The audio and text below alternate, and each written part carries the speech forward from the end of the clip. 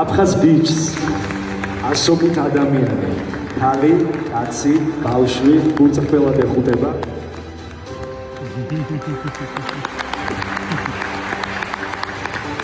დაური დაკვირვებულია ქართველების მხრიდან ასეთი თბილი დამოკიდებულებით, რადგან მას მთელი ცხოვრება უქმებოდნენ, რომ ქართველები არიან მტრები.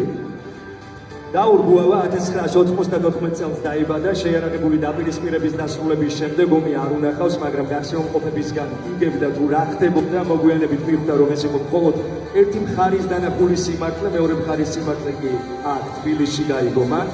თბილისში კი გაგრაში გაცნობილი ქართველი მეგობრების წყალობით მოხდა, მასე განსაკუთრებულად ძლიერი შთაბეჭდილება ადამიანებთან ურთიერთობა მოახდინა, როცა იგებდნენ ვინ იყო და საიდან ჩამოვიდა.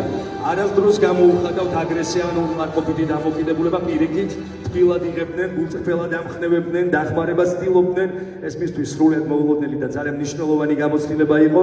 სწორედ ამ ურთიერთობებმა დაუნგრია საბოლოოდ ის სამყაროს სურათი, რომელსაც ბავშვობიდან უხატავდნენ. მას დაური გახლავთ ბლოგერი, მან 2022 წელს თბილისში თანამოაზრეებთან ერთად ახალგაზრდული მოძრაობა ამრა დააფუძნა და აქტიურად მუშაობს აფხაზეთის კონფლიქტის მშვიდობიანი მოგვარების მიმართულებით. აპლოდისმენტი არ ჩერდება, მე გავაგრძელებ კითხვას. ის განახორციელებს სხვადასხვა პროექტს ქართულ-აფხაზური ურთიერთობების აღდგენის მიზნით, საუბრობს კონფლიქტების გადაჭრის თანამედროვე გზებზე და სხვა მრავალი. და დაურს თქვენი მქუხარი აპლოდისმენტი კიდევ ერთხელ. და ბატონი ბექა, კიდევ ერთხელ დამეხმარება აი მნიშვნელოვანი ნომინაციის წარდგენაში და შესაბამისი ჯილდოს გადაცემაში. დაურ, გილოცავთ აი მნიშვნელოვან დღეს თქვენს ცხოვრებაში. მადლობა იმისთვის, რასაც აკეთებთ. გამარჯობა მეგობრებო, ჭამი სახელი დაურ, მე ვარ აფხაზი და Ходишь, Акулена, цота, выскажусь на русском языке, с вашего позволения.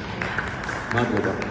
Я очень благодарен вам за приглашение, организаторам данного мероприятия, потому что я думаю, все, да, в принципе, не только здесь находящиеся люди, но и вся Грузия сегодня переживает за целостность Абхазии, да, также и за абхазский народ. И я считаю, что мы с вами делаем совместную работу, может быть, мы ее делаем в разных местах, но это наша общая болезнь. Я так же, как и вы, сегодня переживаю за все, что происходит между нами. И также хочу воспользоваться моментом, сказать по поводу женщины, которая сегодня здесь не присутствует. Это Нана Гигалия, которая также производила редакцию данного журнала. Я считаю, работа была очень крутая, сам журнал и само содержание. Поэтому Диди Мадлова. მადლობა დაურ. უბრალოდ მადლობა თქვენ.